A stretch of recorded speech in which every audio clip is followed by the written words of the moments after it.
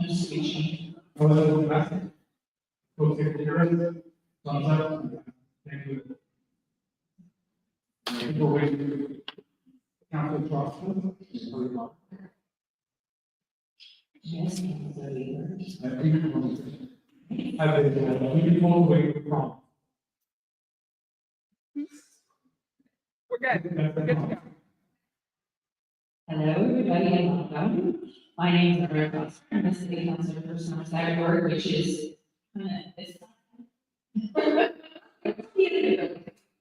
and I'm so pleased to be here as a councilor for Kitchen City Board, and a huge panel of subject experts, community activists, and senior city staff. So I want to thank everybody who came to join us here today. Before we get going, I'd like to just offer a very short land acknowledgement. We want to recognize that we are listed and never so, you know me, you know me. Why don't we take a moment and have each member of our panel just introduce themselves and what subject area their expertise is in.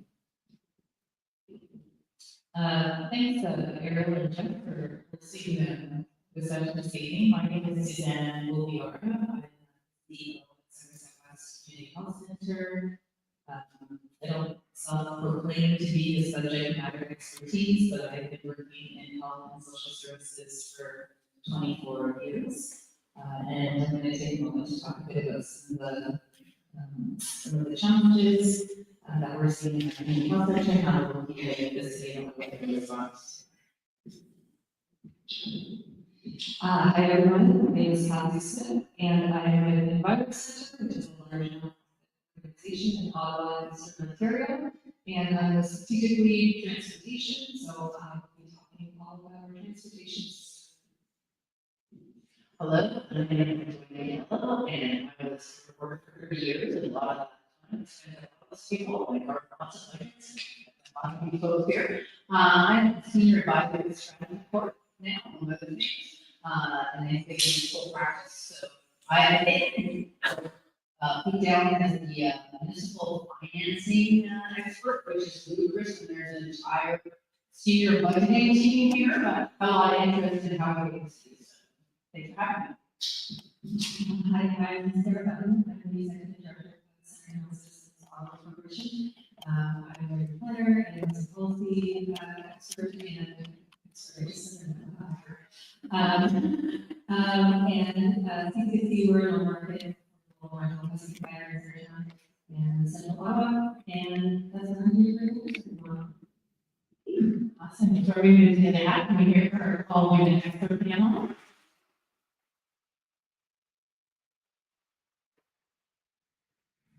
I'm from the Treasurer of Finance. What it used to be under me is not anymore. Senior Mr. Rogers, CFO of the City of Ottawa. I'm responsible for long-range financial plans, treasury, more corporate functions, but I am very, very resilient. Thanks, I'm Joe Brown. I'm the intro director for Homeless Services, the title is fairly self-explanatory. This is partners that we're on the other side. Good evening, I'm the usual public works. So public works is typically a lot of the front services that you see every day. We're opening starts with this forestry, waste collection, and traffic. Well, so we're not public works. Hi, I'm Debbie Stewart, I'm the General Manager of Strategic Initiatives. So Strategic Initiatives is a new department. We're responsible for affordable housing development, so supporting community partners in terms of developing affordable housing, incorporating city real estate functions, economic development, and environmental climate change. Thanks. My name is Sarah Taylor. I'm the Director for Community Safety Wellbeing Policy Analytics in the city's community social department.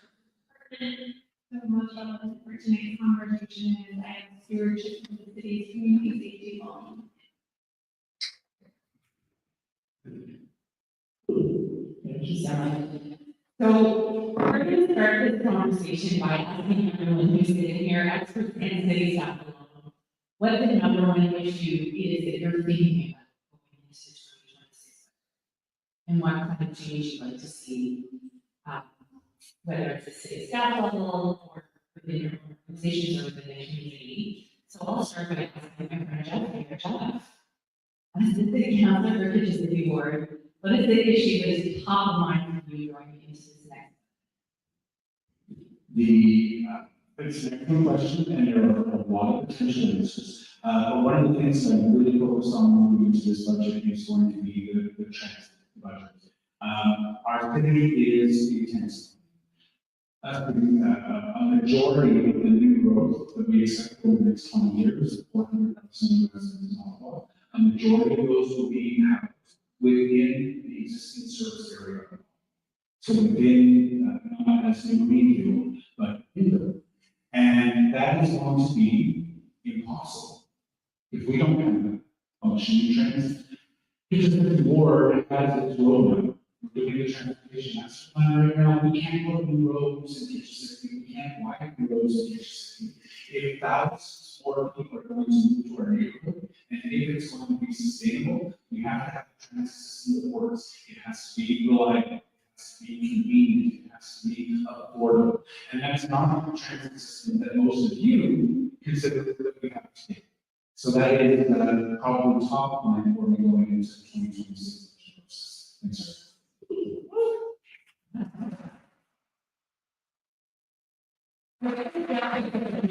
I'll talk about the issue that I think was pretty much 24 hours a day. I have the sentence happening from Camden and Newcastle, but when we hear it, it's on Facebook.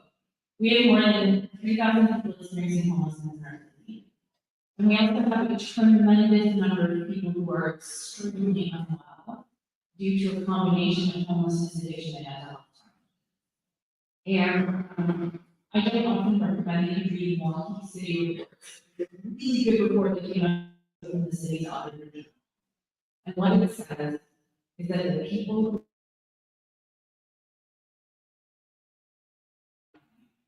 and the reason they're not getting it is because they need medical supports not provided.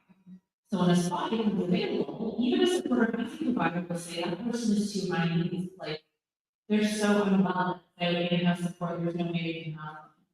And my priority is ending from chronic homelessness in this city. We have people who are the worst as a priority with the support that they need. It will have an immediate impact on public safety in our community. It will have an immediate impact on the lives of the people who are in house and on the governments, because that is the number one issue. So, you know, I understand we need our levels of government to fund these things, but I'm at the point where I'm like, raise my taxes to homelessness. Like I am, I was trying to have a lot. If we keep managing increases, and these certainly caused by the level of the government, but we can't go on and continue. It seems to me, and it's also making our communities less, when people are not cared for well. Then we end up with people asking for more police because situations become more escalated. People do better when they have a home, just a shelter, a home, the door that closes, their own address, their own room, dignity. So that is my number one issue.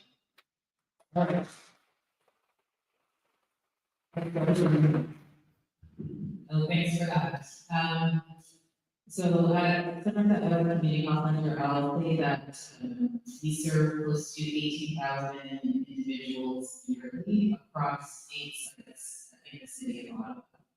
And it's very difficult to pinpoint one issue individually because we're often serving communities that experience the greatest levels of marginalization. But I really remiss if I didn't talk most specifically about when it comes to the toxic drug crisis, particularly as we close our consumption and treatment service earlier this year. And that was as a result of provincial government decision. And while we have been asked for the transition to a homelessness, addiction, and recovery treatment hub. And lost everyone the first phase of that hub this April. We are still continuing to see the impacts of the toxic drug crisis on our streets, in our parking lots, on our sidewalks, every single day. There is a promise with the homelessness, addictions, and recovery treatment hub in the context that we will be able to permanently house 65 individuals over the next 3 years and provide them with the wraparound supports that they need to stay housed 24 hours a day, 7 days a week. But certainly, as we can all appreciate, there's more than 65 individuals in our community that will benefit from that support. So we have quite a bit of concern around how we're able to appropriately respond to the level of need in our community. Now, we do have some promising programs in the city of Ottawa in providing us with funding to help with responding to individuals that are experiencing mental health and substance use crises through our anchor program, which is the first 24/7 community-led alternative neighborhood crisis response. And we've seen incredible success with that. It's a very small geographic region in which we are currently responding to. But some of the early data that came out from the anchor program has shown a 92% rate in contacting police or paramedics when individuals are experiencing a mental health substance use crisis in our community. So really looking at ways in which we continue to increase investments and scale up that type of programming, not only within the Somerset West community, but across the city of Ottawa writ large.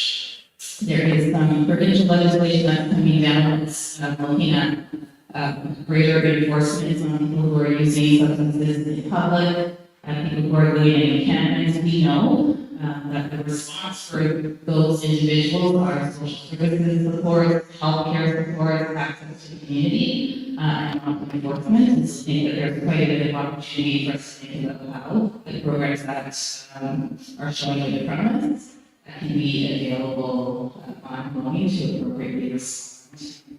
Now, anchor doesn't have a scope in addressing public drug use. It doesn't have a scope in picking up drug paraphernalia in our community. And so another great response, again, that we've been successful in achieving through the city of Ottawa is our peer outreach team. And so we have folks that are in our community that are engaged with individuals that are having challenges, that are doing community cleanups, that are picking up their paraphernalia, that are redirecting individuals into our spaces, into a community space, and providing some options for folks in terms of where they can go. Yet another great opportunity for additional investment. People need a place to go. They need connections to basic supports like showers, like food, like recreational programming, which opens the door to having conversations around journey to recovery and ways in which someone can achieve their best possible health and well-being and whatever that could look like for them. So. Oh, no, great. So then you started with me, bigger, right? So to get more into it, but I had this my queue. I had 2 more pages, hopefully last me questions, and I was going to say transit, which I've been a really good start to, so let's expand on that a bit. And also just thinking about how these issues intersect. Not in silence. So if we want more people to bike and to walk places, there can be perceptions of safety issues when they're coming across people who are outside, or they go to use a transit stop and there's somebody slumped over and they're unsure of their condition, or there's drug paraphernalia that's left in a transit shelter. And especially people, I'm in this neighborhood with 2 young kids, it makes me concerned about what my peers are doing. I'll still go out with my ride and I'll still use the train and the buses, and I don't know that everyone would if they feel uncertain about these things. And when it comes to transit, the most important thing that we can do is increase service. We need more riders, we'll get more fares. That will get us out of this downward spiral because it's really about more service hours, and that hasn't been happening. It's happening in other cities. Brampton and Edmonton are doing amazing things with their funding service hours. People can get where they need to go, do their trips, do their teams, so stop and pick up the kids and have them on the bus, not feeling like a bit of the next. So that's the most important thing for me.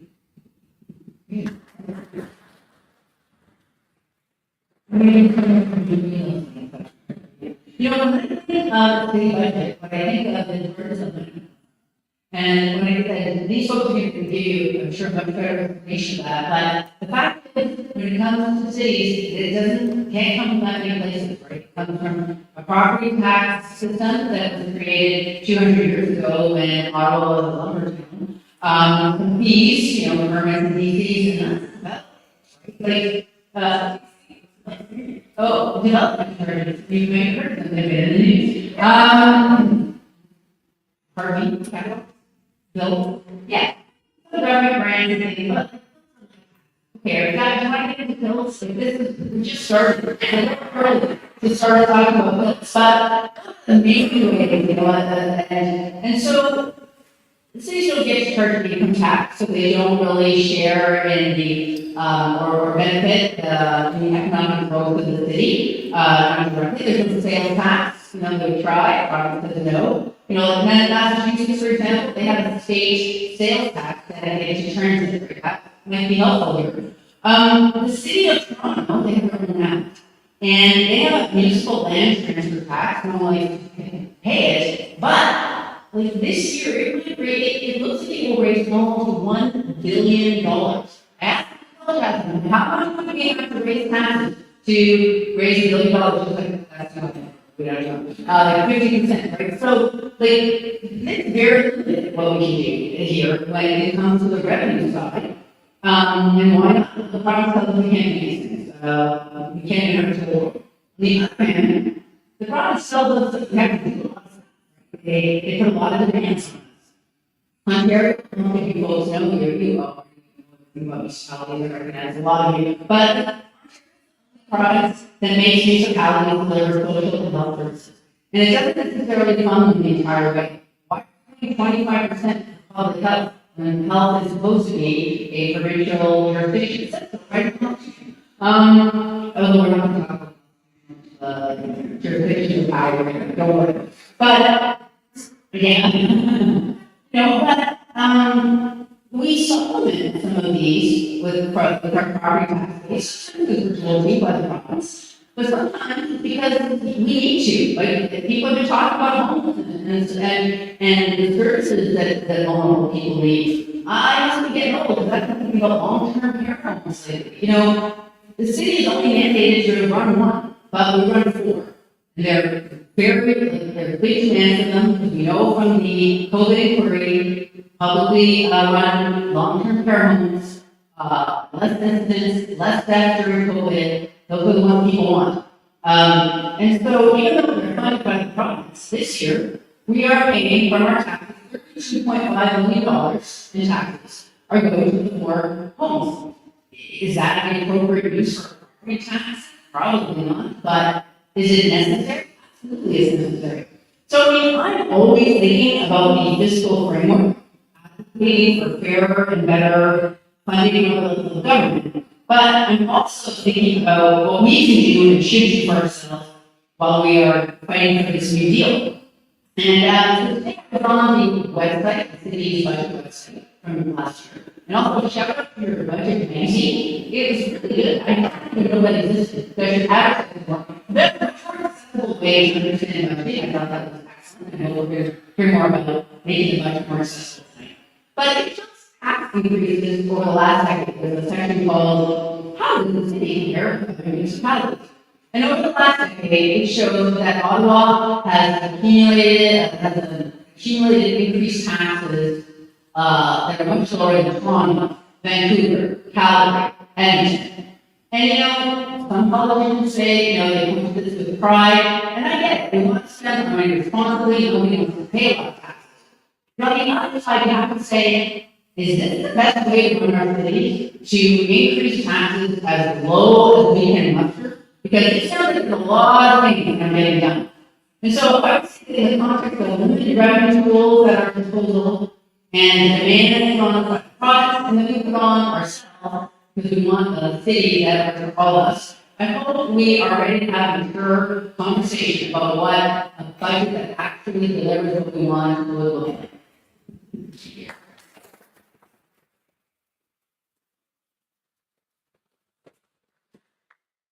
Thanks. That's very loud. So what is ongoing right now in the housing space is sort of thinking about how the different levels of government kind of hang together around housing. So the federal government is really coming out strong with the Building Better Homes thing, which is really exciting. We're going to have this big effort, and it's going to be awesome. But the details are still very tricky. We're not sure what it's going to be, or exactly what it's going to do, or when it's going to start, or how it's going to work. And so I think, but what we do know is that right now there's no clear transition plan. So the current national housing strategy program is going to end pretty soon, and so as far as the federal government and housing, we've got this big thing coming, but we don't know what it is yet. But we're also in a holding pattern. So thinking about what is the city's role over the next little while in the housing space, I think there's a really important potential there for the city to provide a transitional interim thing to make sure that the projects that are underway keep going. Because if we stall out and lose momentum on that stuff, well, the federal government figures out what they're going to do to build more stuff, we lose the progress. I think that's one thing, is like keep the stuff going. That's on my mind. And also, the city is in many ways municipalities are closest to this issue, like other areas. In Ontario, the province has delegated responsibility for a lot of aspects of housing to municipalities. And that is an Ontario thing. Other provinces don't do it this way. And so we are trying to do so much more with limited spending. And so when I think about housing, and I'm like, okay, we've only got a little time of money. We've got to figure out where we're going to put it. Put it in the non-market housing providers and make sure that it is going to the folks who are keeping housing affordable for perpetuity through nonprofit models, through cooperative models, through non-market options. Because there are lots of us, all of us incredible affordable and non-market housing sector. And so we need to keep going with the stuff that we're doing. We need to make sure that the money for housing is going to the place where housing will be maintained as affordable. I think there are two other places that are also really important to think about. One is acquisitions. No other level of government has an acquisitions program right now, and we're seeing the market sort of change. There are lots of things that are for sale, that are housing things, and we would like to be able to buy them as part of the nonprofits really quickly. And so here's a role for the city to think about how we can enable and accelerate those acquisitions. We're also starting to see in Ottawa, the market softening. So there are projects that are planned and approved but not built. And so there's an opportunity there almost to like catch and release projects from the private sector, we catch them from the private sector, and release them to the non-market sector with a little bit of a municipal bridge. And so I think there are opportunities there for, we put the money to work in a good place. And that's not even necessarily money that's gone, there's loans, that might be something to pay back. So maybe you think creatively about that acquisitions thing. And thirdly, the non-market housing sector provides a really important housing as an infrastructure. If you think about infrastructure as preventative and proactive and a way of preventing people falling in homelessness, often what folks need are rent subsidies to keep that going. So there's an income assistance dimension here too. A lot of those rent subsidies are risk for various reasons, programs are ending, things are evolving. And so I think, again, thinking about how do we make those municipal dollars, go to most effective use in the housing space, It's important to think about record income subsidies, expanding them, preserving them, making sure that they are working with us. So those are the three big things that are on my mind, sort of the city and potential community. That's all that. Thanks, Sarah. Okay, so that's a lot of things about it. But that's the back of the person. We start thinking about the things we want to know more about. Because we have community experts and we have city experts. But now I'm going to ask Mike over there, Isabel Jackson, and he's going to give a little bit of a summary on how this all works. What is the city budget process? And what are we doing here, basically? Thanks. Hopefully I can do this city next day, I have my notes on my lap. Probably marketing and looking at it. So thanks for having me here tonight, I really appreciate it. So I'm going to give you an overview of the city's budget and process and what goes into it each year. Next one. So every year, as the city of Ottawa gives the municipal budget, one of the most important documents, the budget is a blueprint that defines how resources are collected and allocated. The budget is made up of two main components, the operating budget and the capital. The Ontario Municipal Act provides rules for municipalities where their budget. By law, municipalities cannot have an operating deficit. The Act requires all municipalities to balance their budget each year. This means that expenditures must equal expected revenues coming in.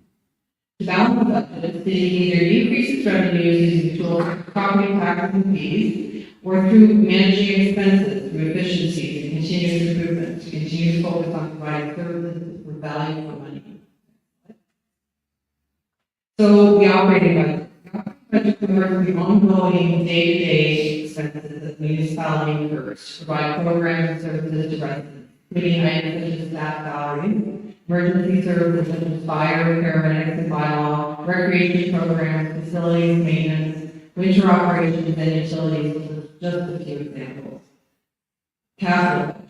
The capital budget plans for the acquisition, replacement, and tangible capital assets, which are defined as significant expenditures that provide municipal services with a benefit beyond 1 year. These are long-lasting assets that will continue to deliver services to residents. The capital budget excludes the cost of operating these services, which form part of the operating. The capital budget is developed in accordance with the council-approved official plan, the transportation master plan, the infrastructure master plan, water, wastewater, and storm. Development charges background study and various long-range financial plans. It covers long-term investments such as road paving and resurfacing, sidewalks, investments in new facilities, and investments to maintain existing facilities, bridges, parks, infrastructure, water treatment plants, pumping stations, water, wastewater, and storm infrastructure, such as underground pipes and traffic control devices and pedestrian crossings, just a few examples. Next slide. The city has 4 major budget categories or groupings. The first 3 on this slide, tax supported, transit and police are each funded through their own separate tax, each with their own tax levy. The 4th, rate supported, is funded through the water and utility charge. I will explain each of these in detail in the next few slides. So the majority of state programs and services are funded by annual property tax. These programs and services are referred to as tax-supported services and are funded by the citywide tax levy on the property tax. Property taxes are the largest single source of revenue for the city and represents approximately 46% of the annual revenue. Examples of tax-supported programs and services include roads and winter maintenance, parks, recreation, facility services and programs, libraries, public health, paramedics, community and social services, fire services, and offices of the operator general. It is important to note that some tax programs receive provincial funding. For example, public health receives 75% from the province, 25% from the city. Paramedics 50-50. Community and social services have a variety of different funding percentages. So transit services budget for the city transit services is funded through a separate tax on the property tax bill, which is called the transit levy. The transit levy is its own separate tax stream. The city's fiscal framework recommends transit fares to cover 55% and 45% of the transit levy. The transit service receives federal and provincial funding through provincial and federal governments. The city's transit services fall under the authority of the Transit Commission and include services provided by Transpo, Paratranspo, and the city's LRT. Next one, police budget. So the budget for the city's police services is funded through a separate tax on property tax, the police levy. The police levy is its own separate tax rate on property tax, and all of police service falls under the authority of the police service board. So the city's water, wastewater, and stormwater services are under a separate user fee charged to residents on their bi-monthly water and utility bill, or as a fee on the property tax bill. These program services are referred to as rate support services. Examples of rate support programs include drinking water purification, delivery of clean water to residents and businesses, collection and treatment of wastewater, stormwater management, water meter installation, and life cycle. The budget for the city's rate support services falls under the authority of the Environment and Climate Change Committee and is directed by the council to adopt rate long-range financial plan. This service is 100% cost recovered through the water. So the municipal act allows municipalities to impose fees and charges to cover the cost of delivering services in their jurisdiction.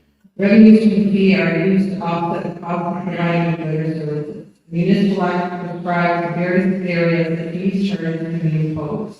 Examples of user fees and charges. Okay, keep going. So that's the total budget. Capital budget is 1.68 billion. And this breaks down the sources of funds for the capital budget. So I think Joanne actually mentioned some of these development charges.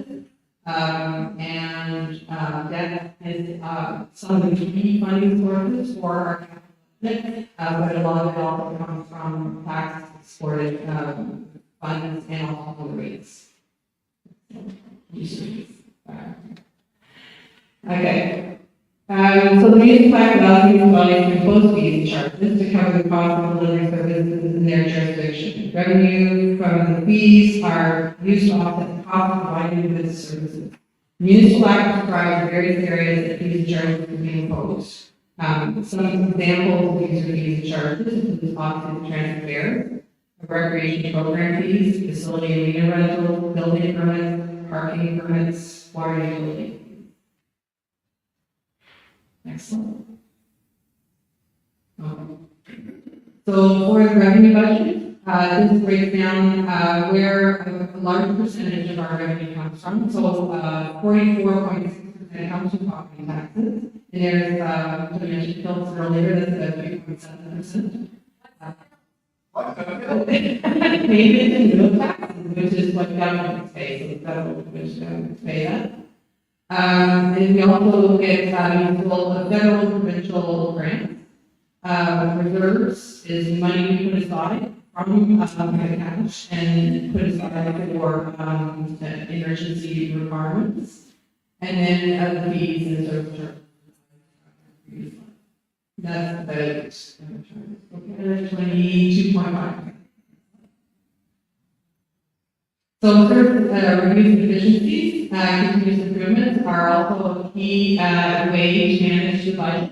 And over the last several years, we've had a service review in place, and it has actually identified quite a few efficiencies that we've been able to then help to reduce how much we increase property taxes and reduce costs overall for the city. So public engagement. Another key component of the budget process is public engagement. Opportunities for residents to share feedback are contacting Ward Council.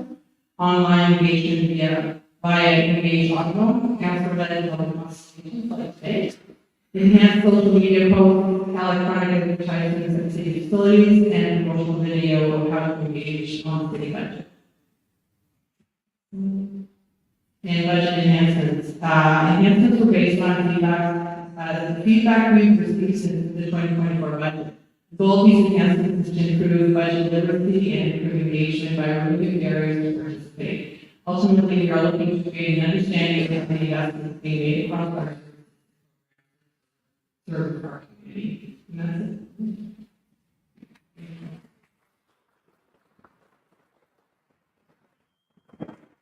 Okay, so, we've been hearing obviously a lot here for, Alderman Consultation. I know that you folks want to have a chance to, ask some questions and to make your suggestions. We are very early for the first comments from this side of the city councilor in the budget process. Usually by the time we're in the meeting about the budget has been written.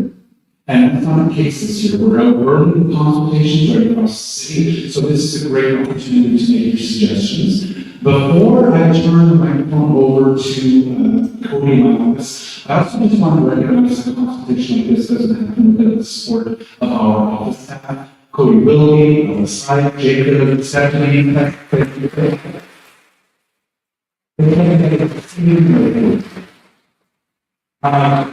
so Cody will, have the next people who have hands up and just keep it in order. The question proposed could be of city staff, could be of our guide, or it could be of our experts. And if city staff answers, we invited our folks to have an opportunity to add context, additional information, additional perspective, if they feel that something needs to be said. So Cody, we're in your hands. Grab this one.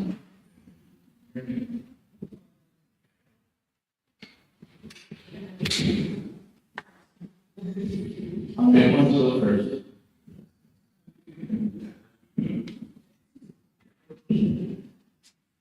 All right, thank you. My name is Garrett, Superintendent of the Center Town Community Association. So just a quick example.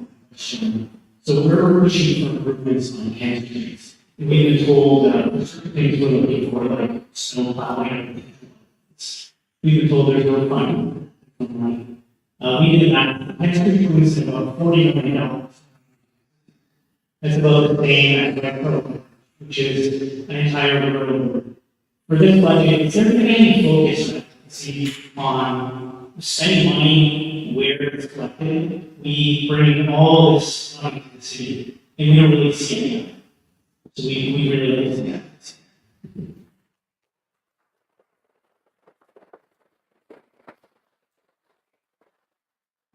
So if they have, a lot of that's politically driven. I think it's more of a Can you hear me? Yeah, I think this is fair.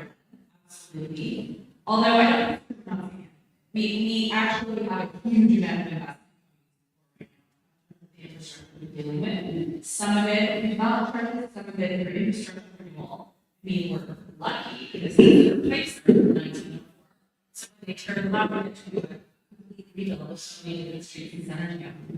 We look at kind of big infrastructure we were getting, like the public library, which is $200 million project, plus the alignment with Slater and Howard. So I hear what you're saying. I think the frustration with so many of us is we are not going to say, and that's not an issue source. We would forward, right? Here we are 25 years later. And here I am talking to scales of 25 years later.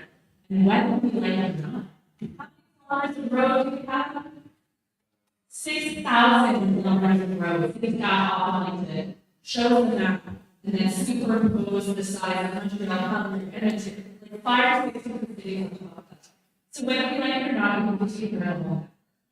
But this issue of how much space we can generate and thinking about it. So I think our very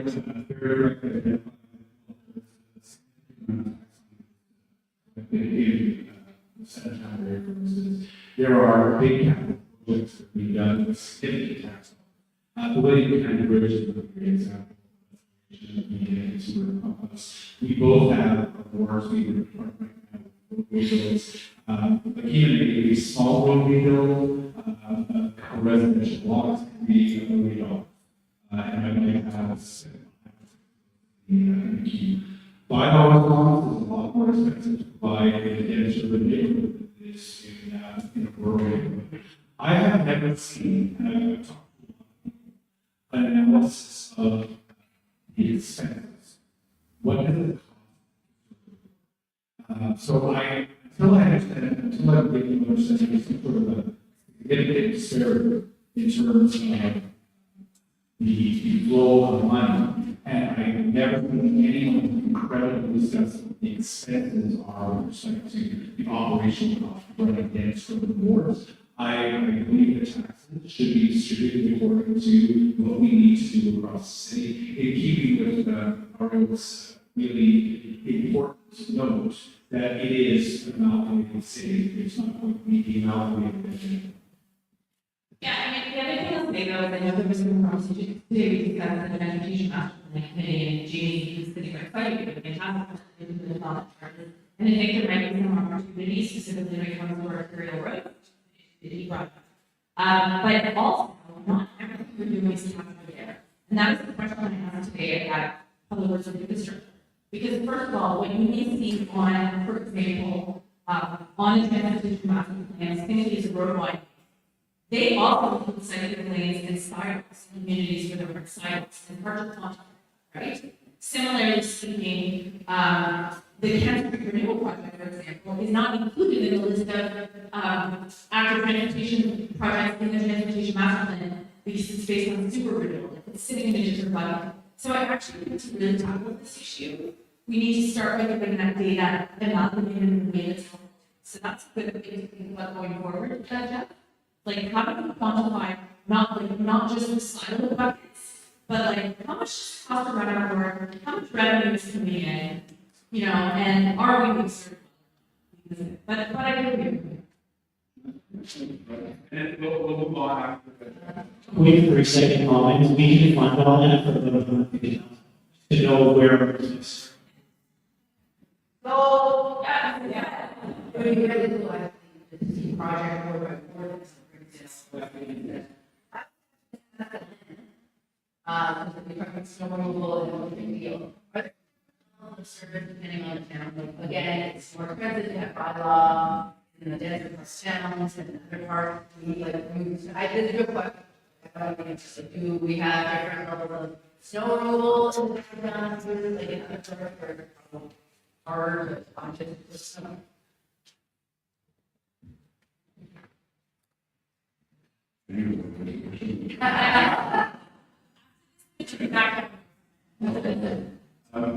So from a first hand perspective, what the same level of service across the city based on the methods of whether you're downtown or rural area, local streets, it's the same. The cost of maintaining is one. So for example, to our biggest expense by far is moving.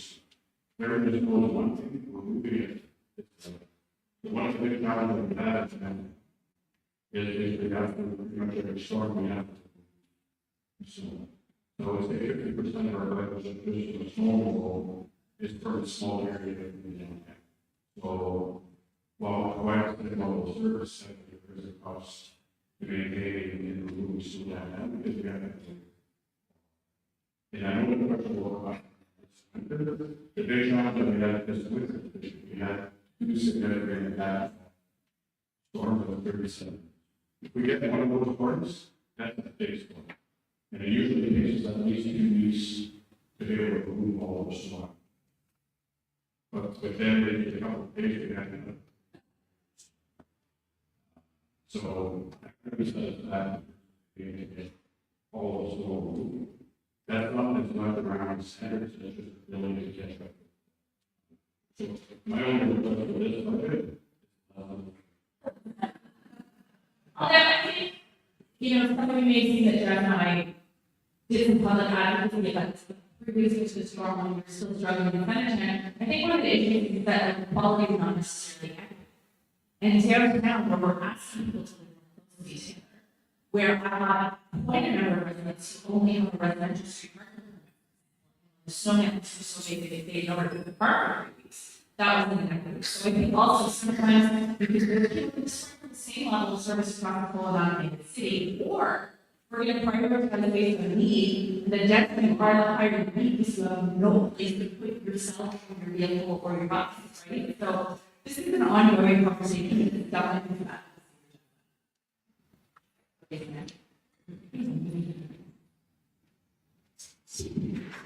Hello, thank you.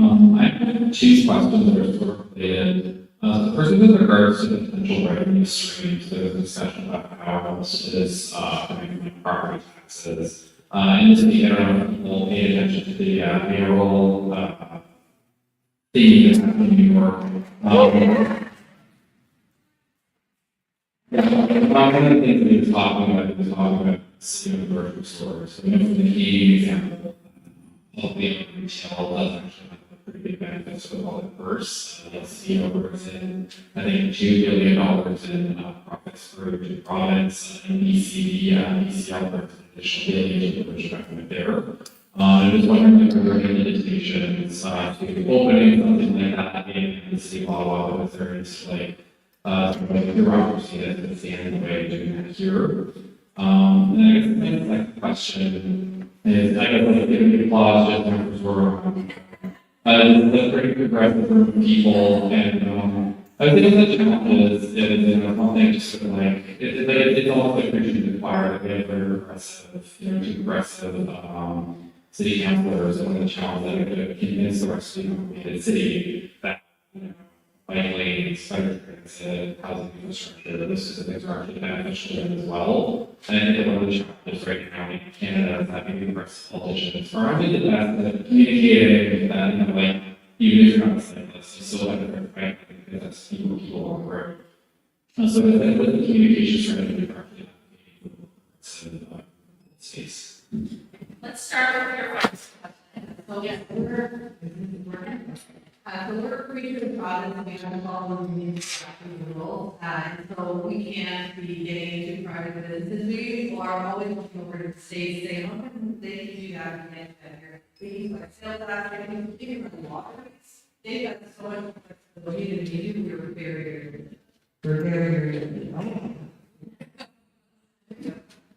Did everybody hear that? Yeah.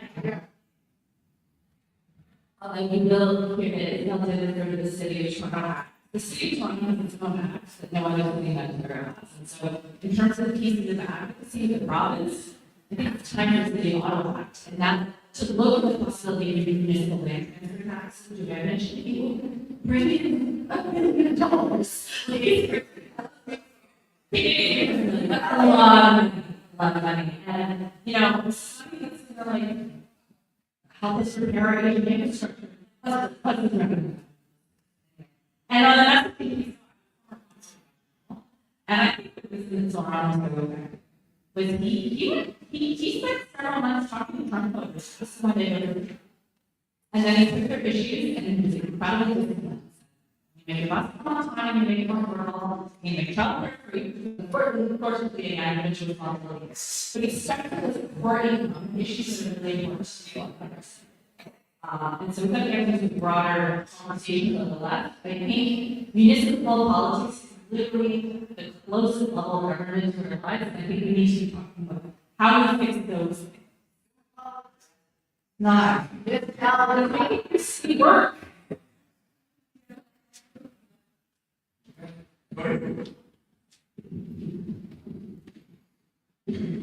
Hi everybody, my name is Aileen. I'm a resident of this ward. I've lived in this ward for almost 25 years. I'm a former volunteer at CHC.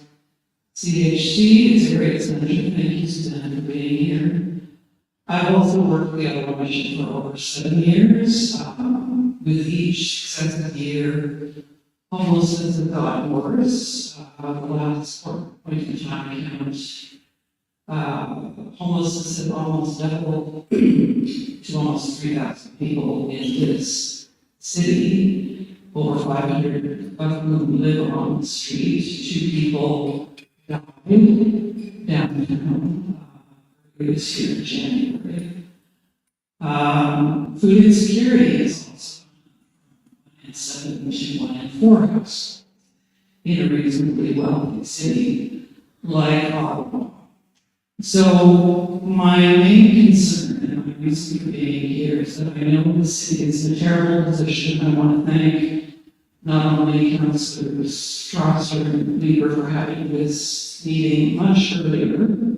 Usually, you know, it is, the budget has been written and all we can do is comment on the draft changes. So thank you again to both of you for holding this session now.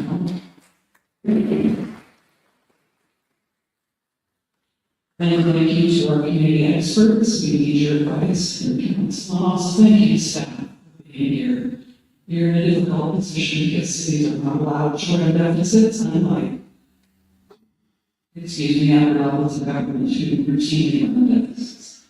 So we do appreciate the very difficult position that you are in. Also, as an unlimited city, that you can put a deficit and you also have to run social services that other jurisdictions are not. But I think the thing we have to keep in mind is, do we really want to have another person, another 2, another 5, another 10 people die on the street because of the cold? Do we want people go for days without food because they have to come to the mission's food trucks?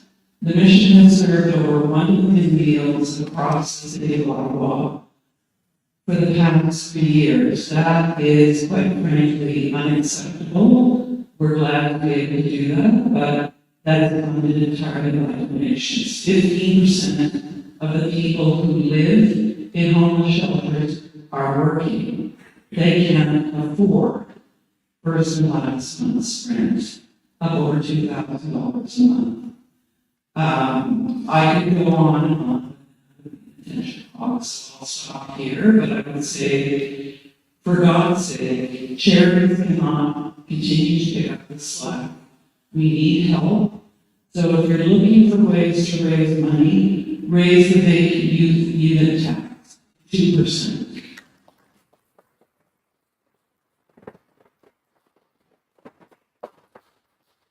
Look at other things. Councillor Frost was very successful in advocating for a renovation bylaw. Renovations cost the city money because they come back into shelters like ours. Speed up the process for developing a renovation bylaw. I know city staff has talked about the expense. It is far more expensive to put people back into homeless shelters. And lastly, I would say in terms of food security, I commend the city for putting in a food secure an anti-poverty strategy, but there's no money allocated for food security. We desperately need money for food security because organizations like the Mission are fine, but we shouldn't have hungry people going to food trucks to pick up their own meal of the day. Thank you.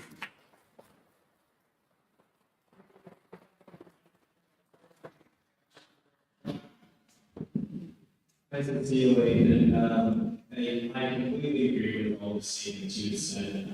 We are tackling an absolutely massive challenge. Just like every other day is now across Canada, every day across the US. And I'll say to you, no one has found that magic solution.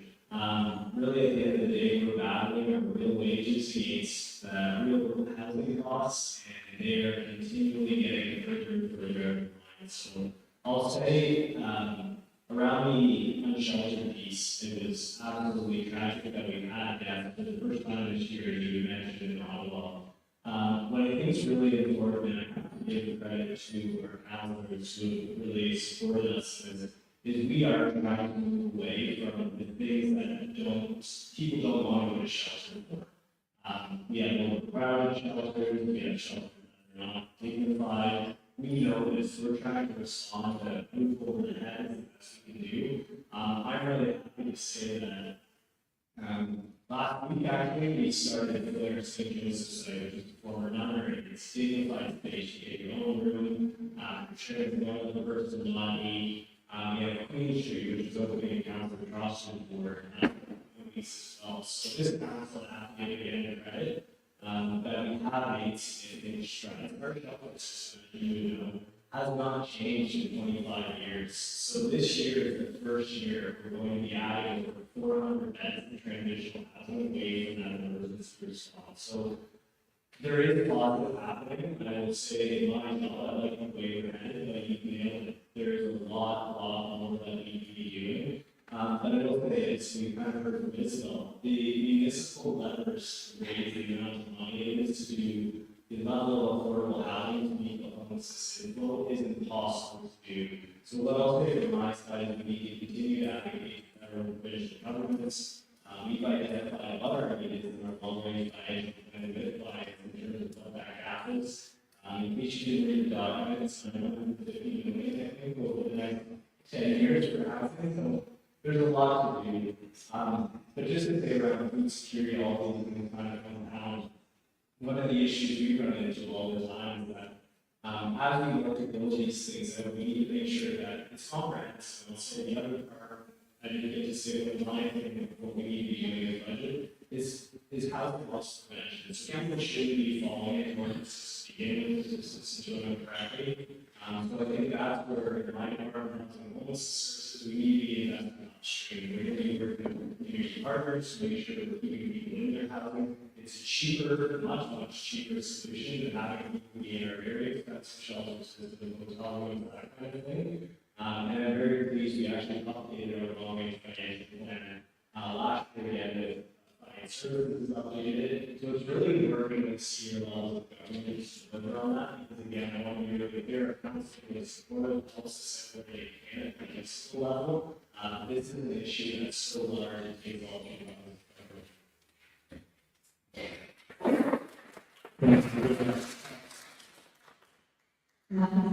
And building on that, right, there is obviously a urgent need in the housing space right now.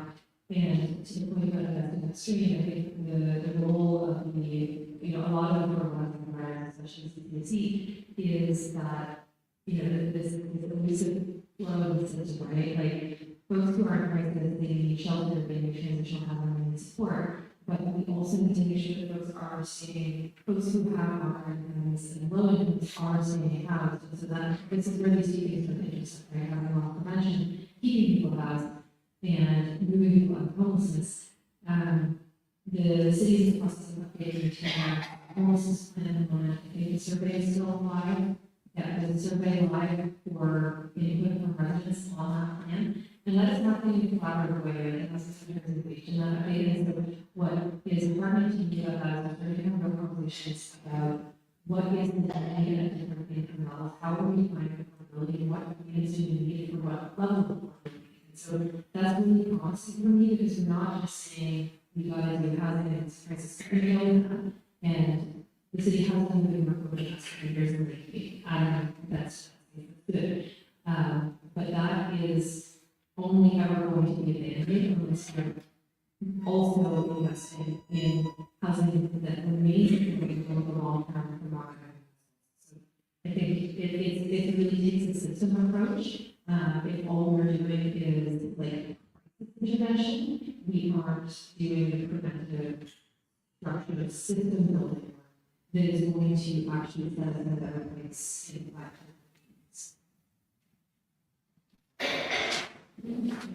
So thank you, Eileen, for those students it's doing, and I do want to thank the city because I'm also observing increased collaboration across.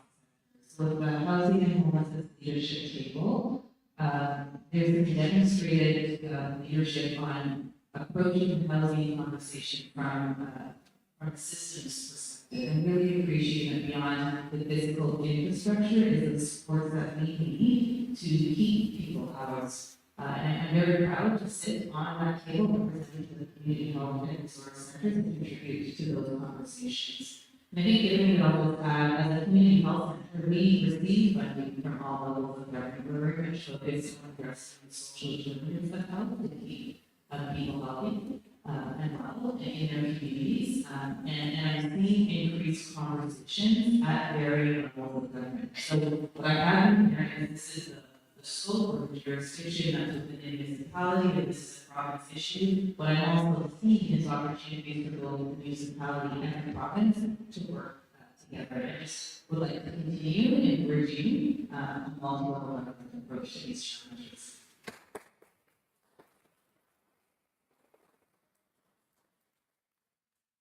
Just to continue on how everything is connected, and transportation is considered.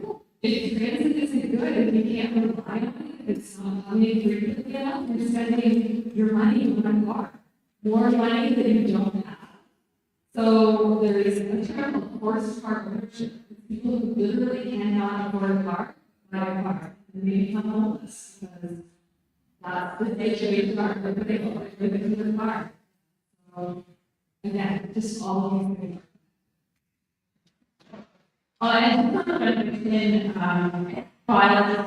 it is coming back to committee, it's coming back within a few months. Yes, I really listened to it last year. We've secured support from the mayor's office in the Mountain State. And it's one way to stop the tap of homelessness, to keep people in their homes and to stop unjust eviction. So it's a piece of work I'm very proud of. We're not quite over the finish line yet, but we're very close. So thank you for all your patience on that one. Yeah, sometimes we want to go fast. We have to go a little slower than we prefer, but we are. Hi, my name is Mark Nightingale, and for the last 4 years I've ran a surrender call, which were the people who were unhoused or other kinds of extremity to help them keep their pets, keep their animals. I think other than I might be able to stop them. Yeah. It's good to see you. And please, if you're working in that space, grab me and take my brain because oh, do I have thoughts. But what I'm actually going to focus on, in terms of how everything is connected, is snow repair road. Yeah, it's an old road. Yeah, for real, pretty awful for me. Chester Street, at one point, I really one day, they said if we fix the damn road, snow removal would be so much easier. Because the low spots in the storm drains don't even right where you go. Storm drains are exactly where the plows have the ice in. The surfaces are rough. And like I can only imagine what that's doing to your budget. But it's doing to my crews, all the work we have these enormous lakes that turn into enormous skating rinks because the water is not getting to drink. So we could probably save a bunch of money on snow removal by spending a certain amount of money on roads.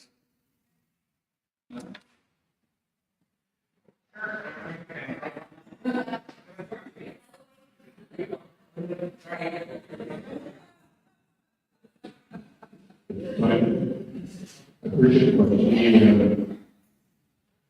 One of the challenges, obviously, we're a winter city, and all of our storm drains are basically to the edge of the road, and that's also so that is also another important thing.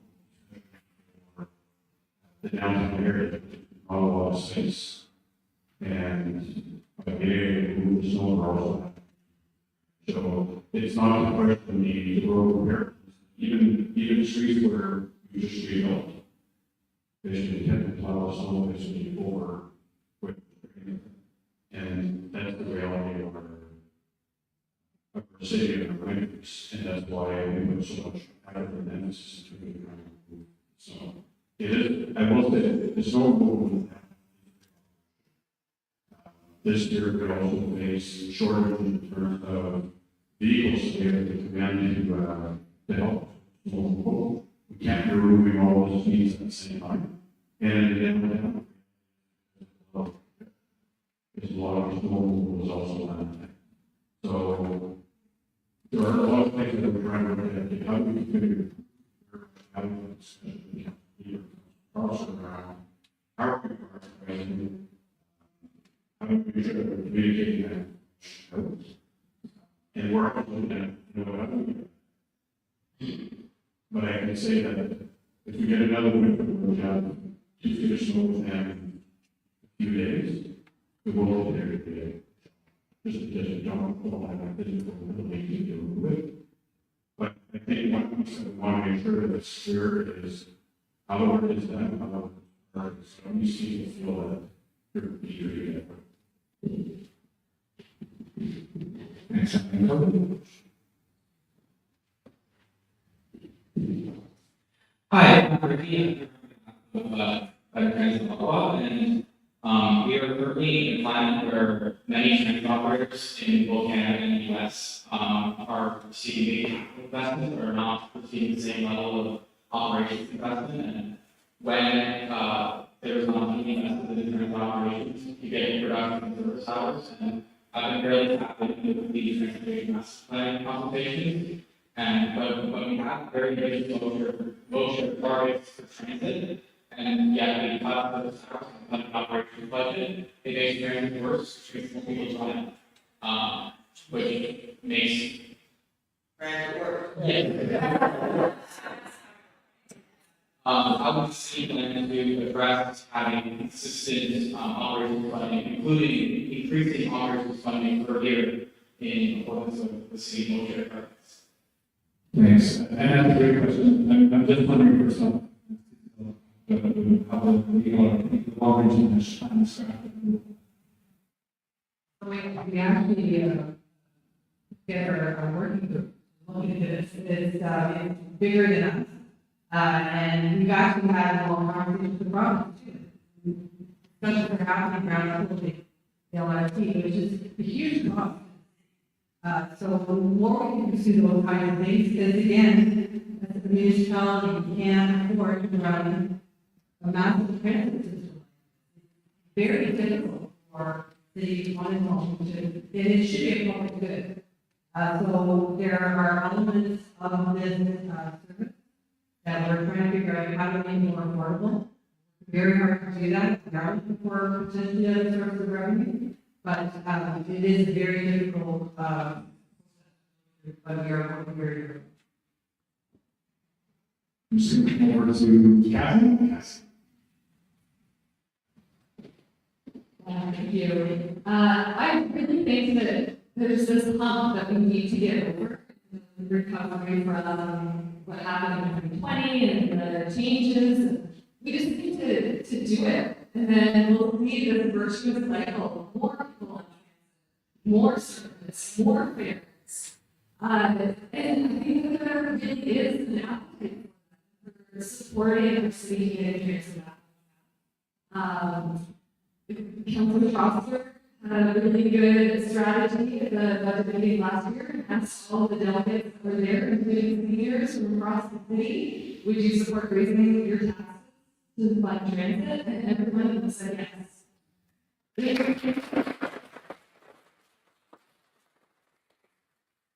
One of the TNP consultation staff shared results from the survey on the TNP, and a majority of people said they support spending more taxes and collecting more taxes and spending it on transit.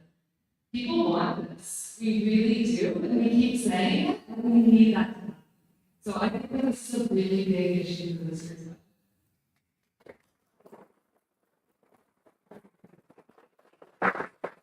It's a vicious circle, right? When you have your LRT goes in for 10 minutes, then you're not going to take it, and now people take it, and it's money, blah, blah, blah. My house is here to Carleton University. It's 6.5 kilometers. It's a little bike. It took me an hour. And I did 2 trains. That's ridiculous. One thing though is, you know, we keep having these free bus days, and they do well. So not to necessarily make it free, but with lots of public service, and I know I am always lobbying our MP, Catherine Ackley, who's going to get next week, to say like, and maybe the city's working on that, like, what, let's have a public transit, or let's have a public service transit tax. Maybe it's part of the next collective agreement, and model that for other businesses, so that other businesses say like, what incentive can we give you that's legal? I know that's hard. What incentive can we give you to our actual employees? Because once you already have it, right? Like free is good. Like people like free, and so I think we have to definitely look at other opportunities to bring in more revenue, just to get people on, because the more they take it, the more they'll want to take it, the better.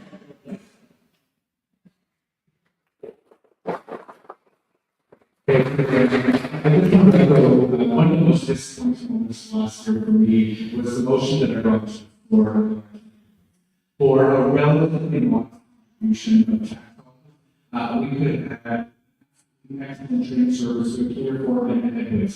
And when the train runs every 3 or 4 minutes, you know, if you're downtown and you just want to go to the other end and go a few stops along the way, that's an easy choice to make. The train is comfortable, it's fast. But when it's 10 minutes, and you can never you think twice about taking a chance, maybe you don't take that trip at all. And when we lose riders, you get into the death of transportation. I hear a lot from commuters right across the city about the incredible congestion that's here in the It is getting worse and worse, and there is no way to escape, I think, the conclusion that much of the congestion that is being experienced is the result of people who might otherwise be stopped. And there is only one solution, and that is to make transit better, convenient, affordable.